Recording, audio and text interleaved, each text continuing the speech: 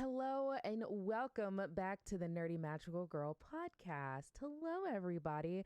Now, I told you that this week's episode is going to be a little different. It's going to be a little different. And I actually wanted to show you all the interview that I did with Dani Chambers last year for the Boss LvL podcast that I was a part of with iHeartRadio and Team Kitty. It was an honor to get to interview Dani Chambers. She is absolutely amazing and so talented and absolutely killing it in solo leveling, might I add.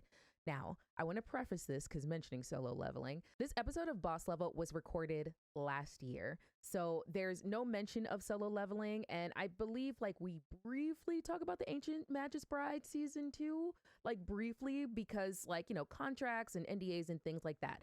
Obviously, those things are fully out now. So they're not pertinent anymore. But the thing is I'm just trying to stave off questions well, why didn't you ask her anything about solo leveling? Because it wasn't out yet.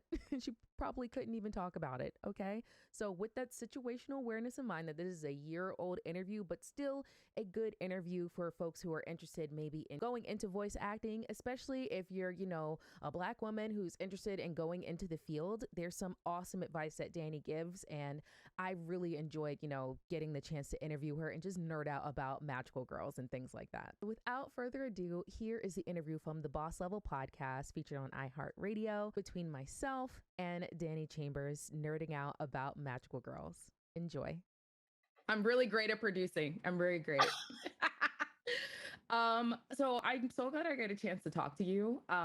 When we were doing the recommendations for the Boss LvL podcast that people wanted to talk to, I was the person who put you on the list. Oh, And the reason why, because we were talking about people who are kind of trailblazers in various industries, not just streaming or content creation, but I think of in many avenues and many lanes.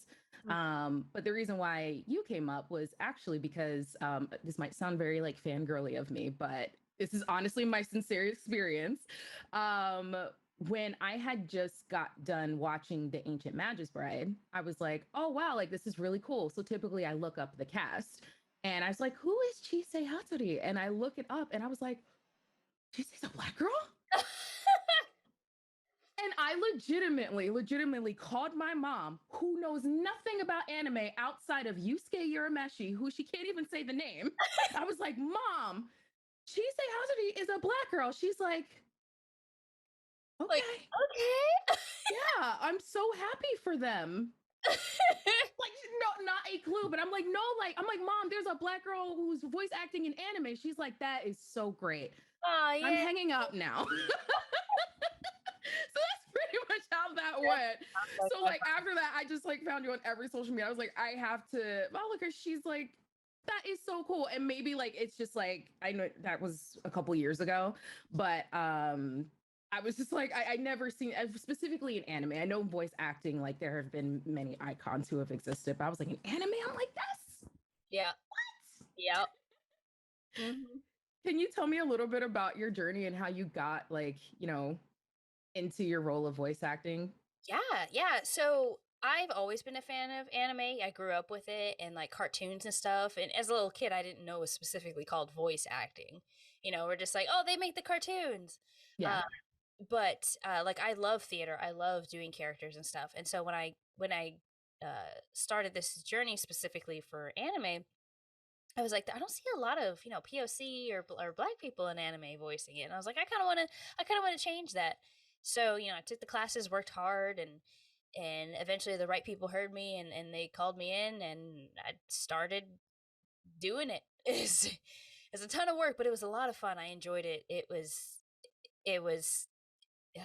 rough for a little bit, but getting in there and inspiring a lot of other Black voice actors and other people just to be able to come to have a space to kind of talk about it is really heartfelt, and I love that. So yes. So when I hear stories like that, I'm like, yes, this is what I want. I want us to go and do it and be happy that we can all share this medium. It's not specifically for one community. It's for everybody. And hey, everybody can do this. Yeah. I think for me, because I'm I mean, I don't know what I want to be when I grow up. I say that as I'm 30 years old. So I'm just kind of like like winging it. But you know, the field of anime is always something that like has been interested to me. But it's like I had never seen myself there, or like you know, often they're characters who are like canonically. Am I saying that right? Canon words hard. I know what you mean. Who are like portrayed to be like dark or brown skin, often like when you look at the voice actors that might not always match. So like when I see that, like, and I don't see myself represented there, that can be really hard to swallow because it's just like, is this? But like when you see, you know, voice actors like yourself, or when you see influencers who, or content creators, I know we're not supposed to use the word influence, but with content creators, when you see that becoming more normalized, that representation really does go a Yeah. long way. Oh yeah. It's Yeah. it's a big deal because the only inspiration I saw, I grew up in the 90s, so it felt like we like cuz I personally grew up in a very diverse neighborhood, and Mm. seeing more of that on television and stuff, like all the cartoons and stuff, was awesome. But it felt like it was, the same voice actors at the time, like Cree Summer, Phil Lamar, Yeah. and all that, which is good. No, they're fantastic and I They're love them. But it's amazing. like, Yeah. yeah, like, oh, but like I wanted to see more because it's like it shouldn't be just the I don't say token, but I don't want to see the typical one black person for each show, But Yeah. there's more out there, and it's like I feel guilty for not like seeking out who they are and stuff. But there's more now, and I think it creates better opportunities for us to see that and inspire people to want to do this, so that way it's a big giant melting pot rather than one flavor, I guess. Yeah.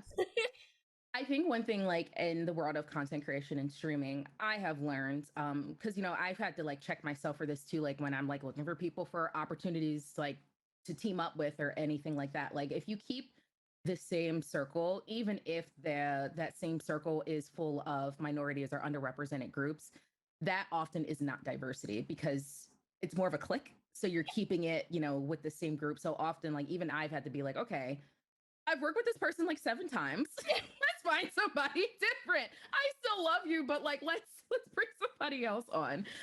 Which is something that I really have to like, even I'm guilty of it. So, you know, those things happen. But I think when with a growing industry like anime, because it's always growing, I think it really like super boomed during the pandemic. Like just more and more people just got anime, which I love. We have more access to more talent. So I hope that, well, now I see the industry is embracing such talent, which is awesome. Yeah, no, because like even now we got like legends coming up, like Gabe Kunda, who voices Rocklock, Yes. is doing the trailers Mm-hmm. of movies. Like, oh man, I love him so much. You have I love Brandon on Twitter. Mm-hmm. Everywhere. He's a fantastic music artist. Like does like a lot of the lo-fi music, and Yes. oh, like if you need to ever talk to him on a podcast, he's a oh my god, amazing. Yeah, Zeno Robinson, Aneris Yes. Quinones, and like Shara Kirby, Joshua David King, like so many now I can list off, and I'm like, yes, this is a dream come true. This is what we wanted. There's different people you can pull from. Now it can actually be diverse rather than just one POC person for their show. Carrying the weight. Yeah, it's like that's a lot of work. Yeah, like even then, I felt like when I first started, I felt like I wasn't a token. I wasn't the diversity checkbox because I wasn't getting used a lot. Because Mm-hmm. I didn't want to be that. I wanted to be a person to kind of help lead the way for other people to come through, and it's amazing seeing so many people now be a part of it, and I'm like, we're doing it, guys, we're doing it. You you mentioned like you know getting into voice acting, the amount of like work that it takes to get there and also being recognized by the right people. I've often seen this question asked of voice actors, you know, from I know what's his name, John Michael Tatum. I know he gets this question a lot on TikTok, and like the answer is always the same, but it's the amount of work that you put into it. So I guess like for your journey specifically and the amount of work that you know had to put into it, I guess I just want to know, like, is it more like what you put in, what you get out of it, or is it just like, more networking? Like, what does it take to like kind of navigate a lot of those lanes? Because I feel like it's a lot that goes into. It's not just like the one classes. It's not just like right person, like getting lucky. Like I don't know. Well, man, it's a combination of both. If I could be honest, before the panorama, there was, you usually like take classes, you get tutoring, you get your demo, like all that jazz. And it was still hard because you had to make sure you networked properly, you had met the right people, audition in front of the right people, make sure they hear you and stuff, and that was hard in itself. But now, post pandemic panorama, there is it seems like it's a little bit easier. Okay. Because of the ability of remote recording, and someone who's in like Ohio can probably record for anime, now that they have access to other actors who have home studios, proper home studios. And classes and stuff still help push in yourself, making sure your demos are up to date, and you got a website, people can contact you. I feel like it's a lot more involved at this point, because of remote recording. I feel like anybody can kind of do it, but I think they don't realize how much work goes into it. Yeah. Like I have a panel I do at cons called how to get started in voice acting. Not necessarily how to get into it, because that's a whole nother beast. But I'm very honest with people because I don't think they realize how much work that is. Because when I started in 2013. I didn't book my first thing until 2017. So that's a 4 year of like nothing, or a lot of practice and hard work and classes and money spent. Yeah. And a lot of people don't realize that it's hard, not just hard work, but it's very draining emotionally and mentally. And so I think you have to make sure you go in knowing that, hey, I probably won't book anything for 3 or 4 years, so let me work on what I need to work on, get tutored, get the right classes, and get my demos together, and just start auditioning for indie projects or YouTube things. Don't do fan dubs, because if you don't do fan dubs, I mean, fan dubs if you want to do like for practice with your friends and stuff, that's fine. Just don't post it like on the internet, or like where you can possibly make money, because that's technically illegal. So got it. yeah, because it's very frowned upon in the industry, because if you do something and you make money off of it and it's already established property, that's kind of like a big deal. Like that makes a lot of sense. Yeah, like I had to stop doing my Undertale dubs, Yeah. dubs when I started. I was like, okay, I did this for fun. Now that I can get some money off YouTube, I gotta stop.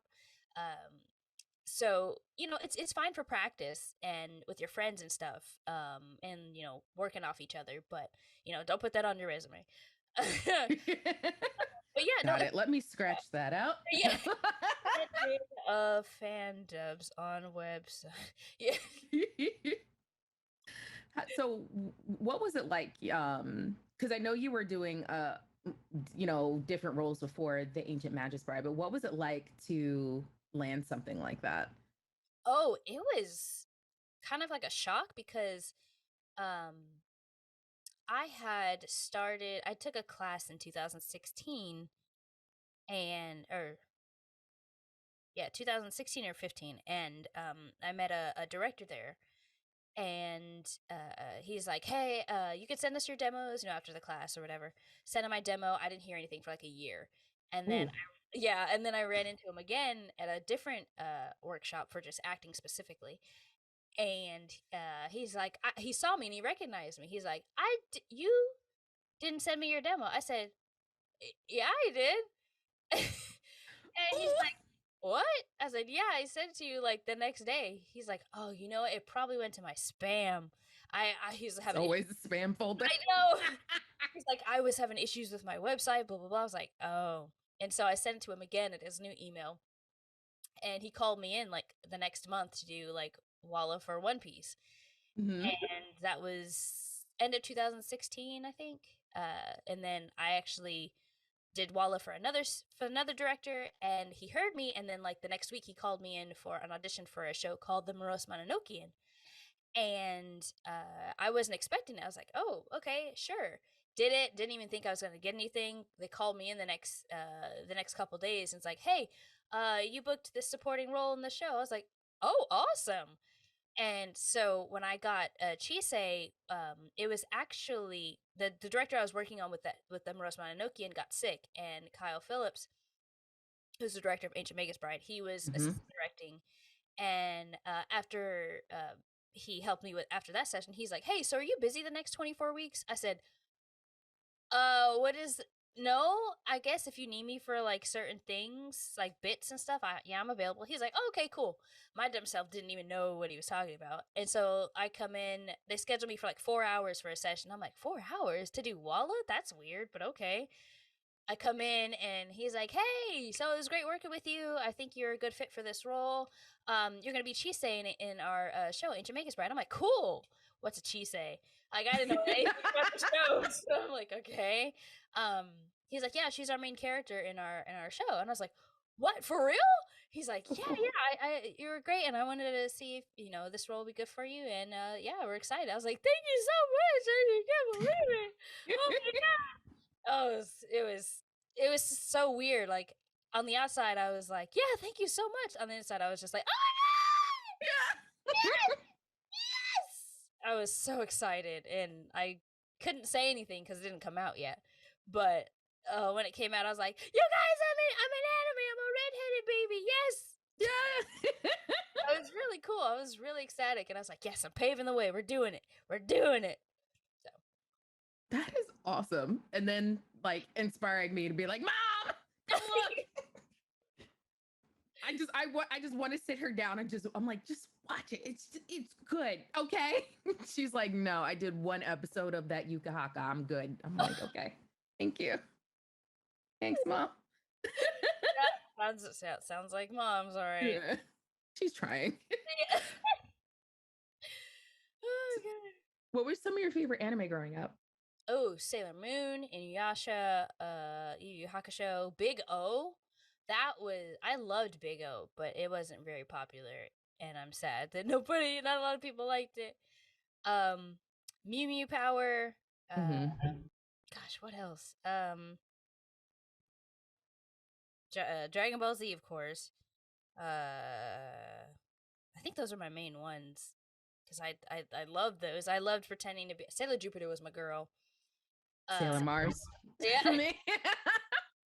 But I'm a Scorpio, so that kind of makes sense. There you go. There it is. I'm like, yeah, the God of War. Yeah, that's me. Oh, it's great. I know. I love the magical girl stuff. It's so cute. And like when Mew Mew Power came out, I was like, yes, yes. And I'm so glad there's like I call it a reboot, but it's coming back, and I'm so excited. I can't wait till it comes out. Oh, it's so exciting. So, like, what are some of like your favorite moments like so far in your career?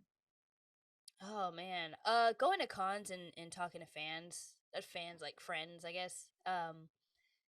And like hearing people talk about the shows that they watched and us geeking out over them. Like I had one person come up to me. She was so sweet. Oh my god. She's like, "Oh my god, I loved you in Ancient Magus Bride. You were so good." I was like, "Thank you for watching. It makes me so happy that people are watching it. It's such a good show. Like, even if I wasn't in it, I would watch it and just gush about it because it's such a good anime. Like, It really is. And now you are a magical girl. Oh my God. It's full circle. I know. Awesome. Do you like have a wand? You need the wand that Chisei has. I do. I do. Shut up. I can go get it real quick if you want me to. Please? Okay, yeah, one sec. Oh my gosh, that's so cool. Okay. I actually have this on my table when I go to con. So if you come see me at a con, you'll see this. So I have my plush Elias right here. Yes. And then here's the wand. That is so cool. my friend 3D printed it for me, and I was like, "Oh my god, thank you so much!" And then I just carved the stick myself because I was like, I have to do part of it because Yeah. that's the thing. That's what she did. So, and little necklace. So, I'm like, okay, I'm really not trying to fangirl, but like that is so freaking cool. no, it's totally fine. I love it. I love it so much. It's a beautifully written anime. That the music's amazing. Music. I need the soundtrack. Like I could listen to that on repeat all day. Juna, the girl who sings the intro, the first intro, she was 18 when she recorded that. Wow. I'm like, the pipes, man. Yeah, bless. Pipes. The Lord said, bless your throat. And yes. Yes.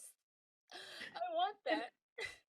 And I see your plush. You have an Elias plush there. And then is that from the is that Rimuru? Yeah, it is. I was I was at a con and I was like, oh, Rimuru! And this person was walking around with a plush bigger than that. And I was like, man, I want one. And I guess he heard me. And so about an hour later, he comes back. He's like, here you go. I was like, what? This is for me? He's like, yeah. I was like, I can't take this. He's like, no, please take it. I'm like, thank you. Like, I was like, that's so sweet. So yeah, there's Rimuru. And then there's, and this is Hina. Where's Ina from? I don't think I know. The Day I Became a God. It's if you've seen Clannad or Angel Beats, it's from the same creator. I've seen Clannad. I am so traumatized by the anime. I was not expecting all that. I was like, okay. Yeah, it's like and it just kept going. I was like, okay. I know. Let me call my therapist really quick. I'm like, I need to I need a minute. I need to go. Yeah, no, if you like Clannad and Angel Beats, I think you'll like this one. Okay. It's about a little girl who can predict the future. And so she's trying to help the main character dude get with his childhood crush. And hilariousness ensues. Oh. As one, yes. Yeah. As the journey does. Well, it's funny because I'll say this because this is like a clip, but like there's a part where they're trying to impress the crush with like movies, and so they reenact like different parts of movies. Like they do Rocky, they do not Space Odyssey. What is it? Some space movie where they have to go stop the comet from coming down to Earth or something. Okay. And they did like Edward Scissorhands. It was really funny. Those are all very random. It is so, I was like, Rocky, okay, we got that. Philadelphia. It was so funny. Like it's such a cute anime. And then, when you laugh, you'll cry. So I won't spoil why, but oh my god, it's really cute. Really cute. I do like feel good anime. It's like I actually had this series that I just did between TikTok and YouTube about like the best written like female characters. Yes. And I was speaking about it's best written female characters in shonen.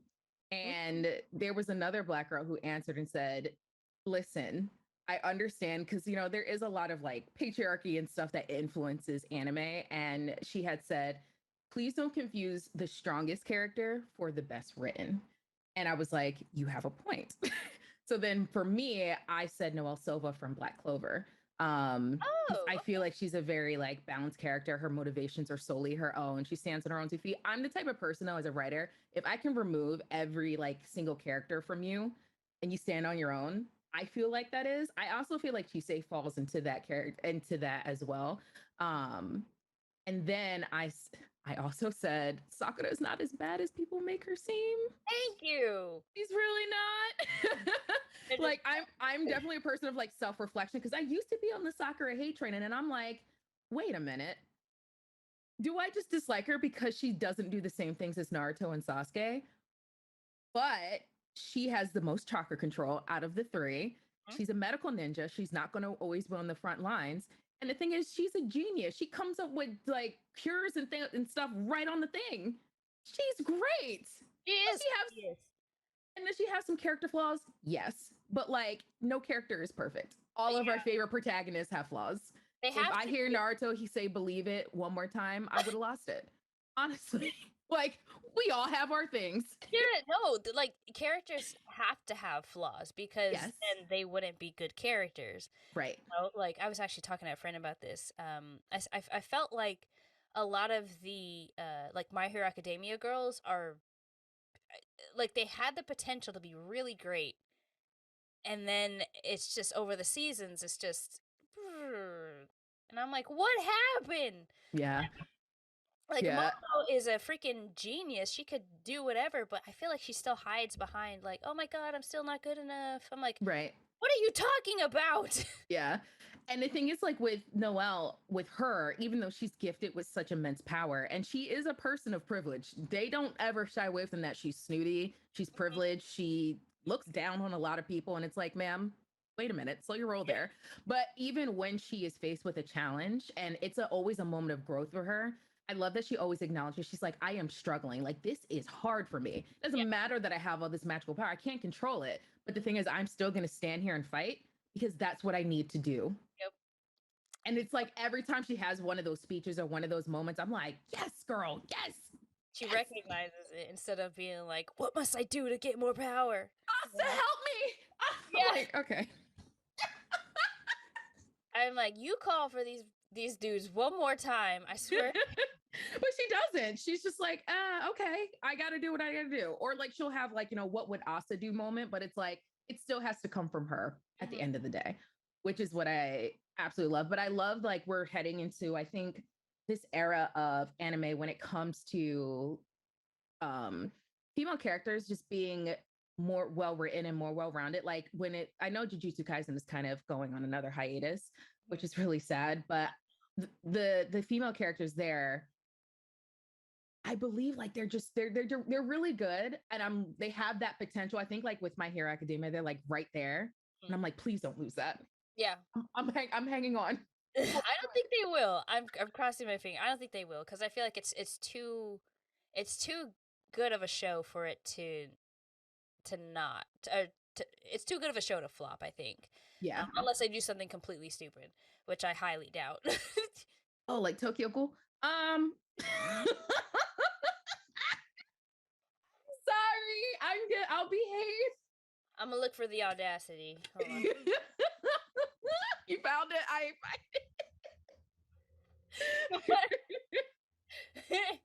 I mean, we're gonna say nothing, but you know what I'm saying?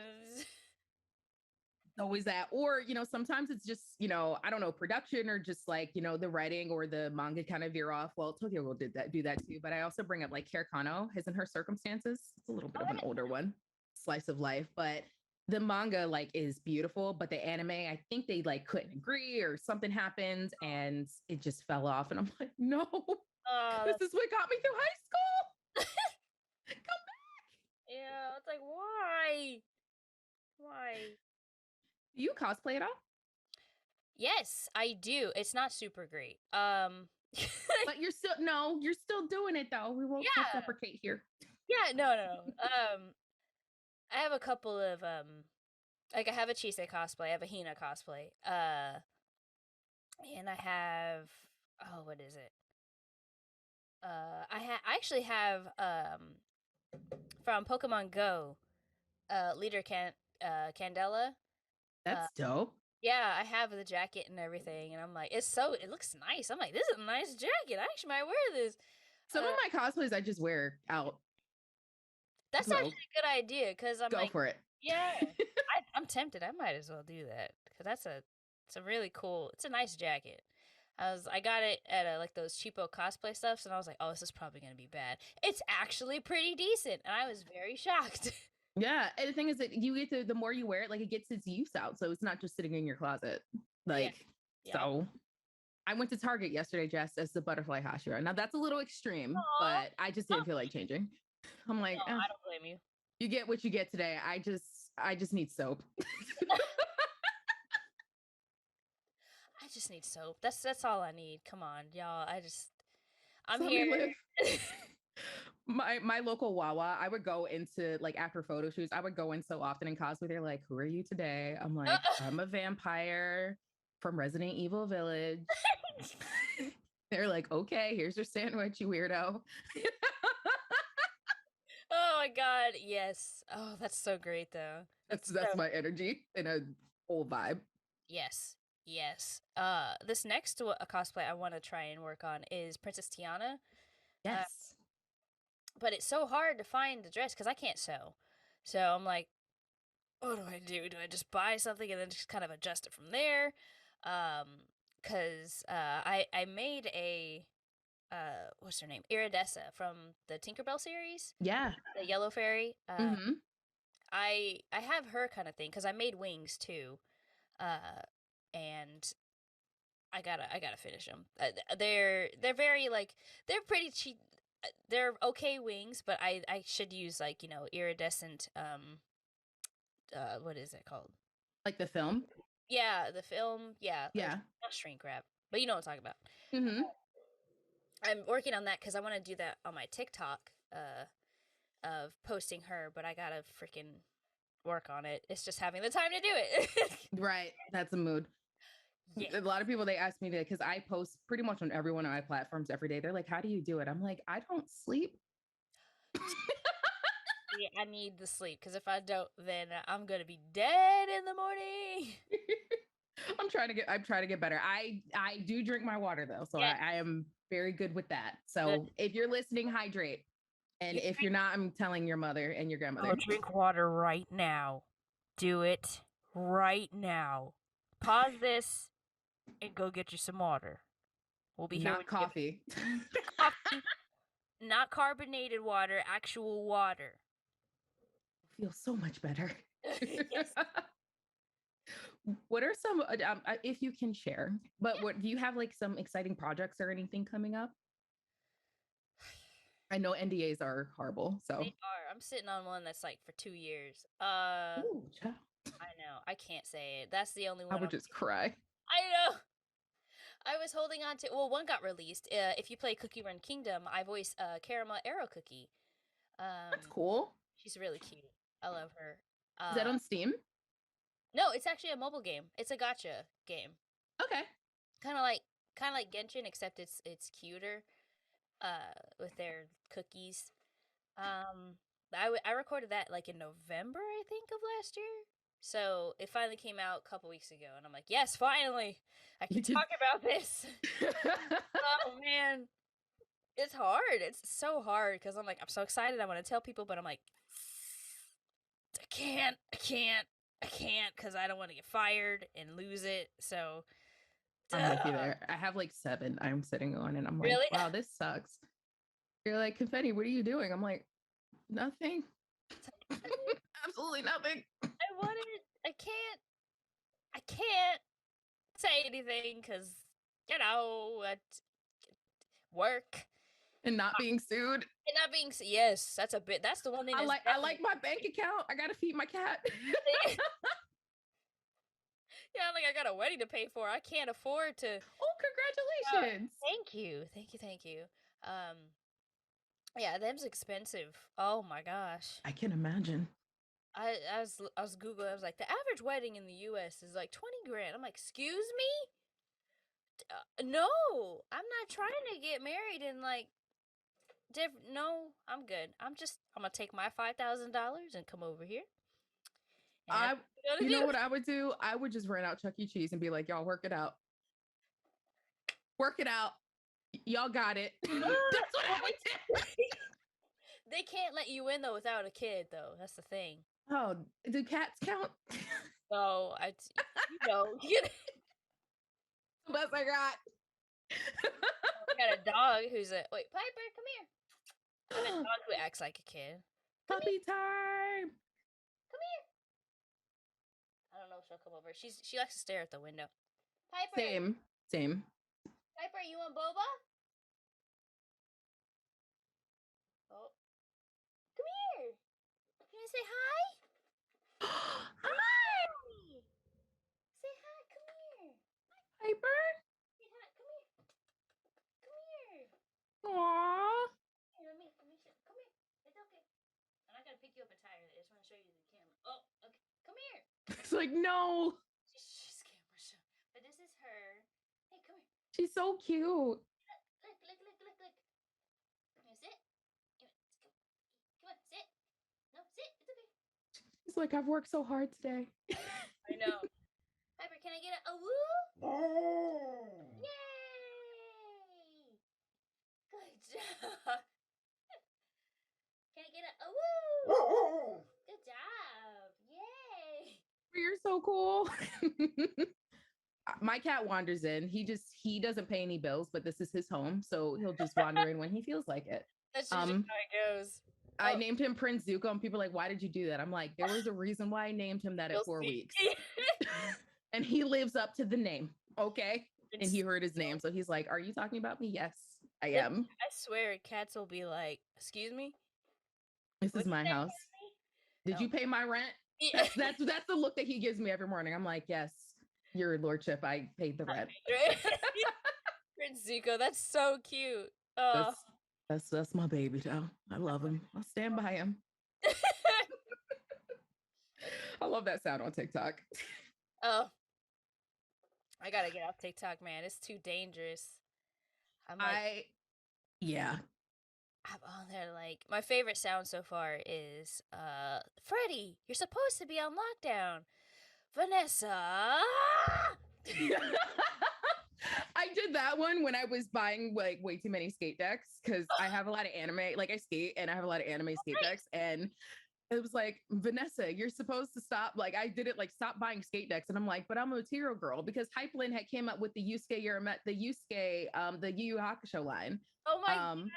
And they had skate decks, and I'm like, well, of course I'm gonna buy them. Like, what do you expect me to do? Let it sit there? It has to come to me. Yeah, like what am I supposed to do? Yusuke and Takuro and Karama and Hiei. Did I get all? Yeah, I got all of them. Oh my god. I need everybody listening to mind your business and leave me alone. I am happy with my skate decks. I have a problem. Leave them alone. Listen.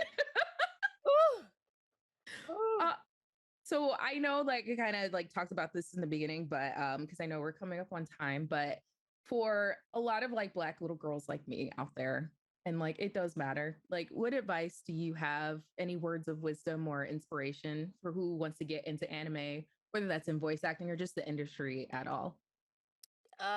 Don't let anybody tell you that you can't just because of the way you look and sound. Because growing up, I got told that I sounded white, and it was so annoying. I'm like, what does that even mean? Go ahead. I won't get too ranty. That's a different podcast. Yeah, it is. But I was like, this doesn't make any sense because, I feel like color doesn't have a sound because everybody grew up in different areas, and I don't think that's fair to place these, stereotypes on anybody, no matter what color they are. And for anybody trying to get in here, especially a POC, if you sound different or don't sound what they think you should sound, F that. Just don't listen to that. That's just some crappy BS that people say because they don't want to see you succeed. And I'd say move that over and work on get you a good support system. It doesn't have to be a lot. Just get you like 2 or 3 people that will back you up and if you start beating up on yourself or if you start to sink to a dark place, let them know, because having that good support system will help keep you going and will keep you from spiraling into, dark areas in your life that you don't want to go down on, because this is a very mentally draining job. Imposter syndrome is very prevalent in this, and you don't want to sink into that mindset, because if you do, it'll affect your work. So, don't let people keep you from doing what you want to do, and have a good support system, 2 or 3 people, and I believe you can do it. Thank you, especially the imposter syndrome thing. You didn't have to call me out like that. I appreciate it. Sorry, I was also myself. No, I was honestly having that conversation in my head while I was editing video. I was like, it just hits you like out of nowhere, and I was like, I don't know, but honestly, like I feel very inspired from this conversation, and just thank you so much for taking the time to talk to me, because I was like, I have to talk to her. No, I know you're Please. good. I know. I was like, we're missing another person. No. And so I'm glad I got to do this extra time with you because it's really good. It's nice to have these conversations. And Absolutely. when people, especially in this crazy world like social media where everything's prevalent, everybody's got opinion, which is fine. They have the right to do that. But it's sad when you hear most of the negative things and you're trying to look for the positive, but when all you see is negative, it's kind of hard to like keep at it. Yeah, it is. Because those are the things on the social media and the algorithms they pick up on. And I do believe that the same thing, like having that support system, like my mom is that support system. Like I have like two friends who are like those people, like, my spider sense is tingling that you're in your head. And I'm like, leave me alone. You're right. Leave me alone. Don't call me out like this.